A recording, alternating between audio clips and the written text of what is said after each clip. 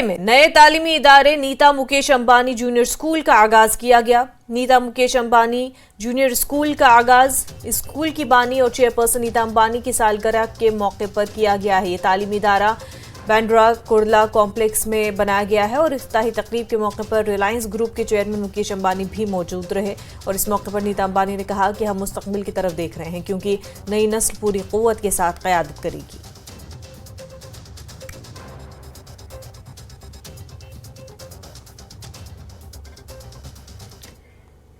Jammu Kashmir national conference के नायब सदर उमर अब्दुल्ला ने कश्मीर में टारगेट किलिंग्स पर अपना रद्द-ए-अमल जाहिर किया। उमर अब्दुल्ला कहते हैं कि मैं परेशान हूं, टारगेट किलिंग का ये रुझान इंतहाई परेशान कुन है।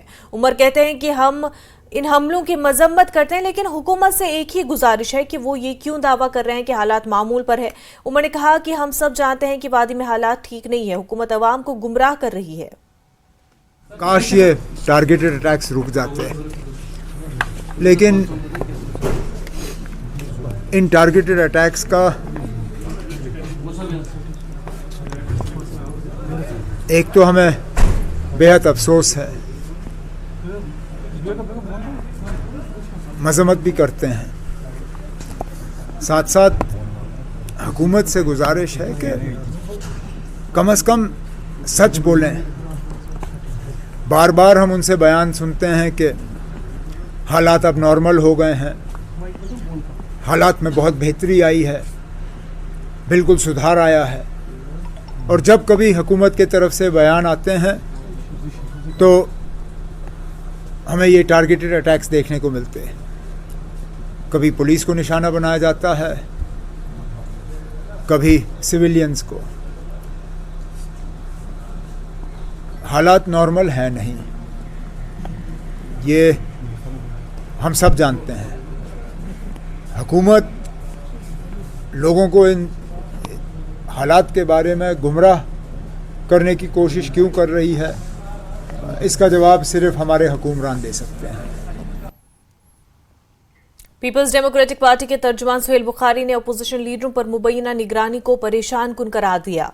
उन्होंने कहा कि ऐसा पहली बार नहीं हुआ है और पेगासस का हवाला दिया। बुखारी ने कहा कि हुकूमत जो कर रही है वो जमहूरियत में नाकाबिल कबूल है। टारगेट किलिंग्स पर उन्होंने कहा कि पिछले कुछ दिनों में जो कुछ भी हुआ वो बुज़दिली की कार्रवाई है। और बुखारी ने कहा कि पिछले डीजीपी ने दावा किया था कि वादी में सब कुछ ठीक है, लेकिन ये वाकयात कुछ और ही बताते हैं। देखिए, हमने भी ये रिपोर्ट्स देखी हैं। इनफैक्ट काफ़ी सारे खास करके जो अपोजिशन के लीडर्स हैं उन्होंने सोशल मीडिया पे इन चीज़ों को शेयर किया है कि आईफोन या जो पेरेंट कंपनी है एप्पल, उनकी तरफ से उनको इन्फॉर्म किया गया है कि their phones have been attacked. ये बहुत ही डिस्टर्बिंग है, बट साथ ही साथ ऐसा नहीं है कि ये पहली बार ऐसा हुआ। इससे पहले वो पेगासस का जो सॉफ्टवेयर का मामला था वो भी सामने आया था। तो सर्विलेंस खुसूसन उन लोगों पे कि जो सरकार से बाहर हैं या सरकार के मुखालिफ हैं पॉलिटिकली, उन पे ये होता रहा है। अब इतना बड़ा मामला है, इसका जो जितने सारे लीडर्स ने ये क्लेम किया है कि उनको इंटीमेशन मिला है, ये बहुत ही डिस्टर्बिंग है।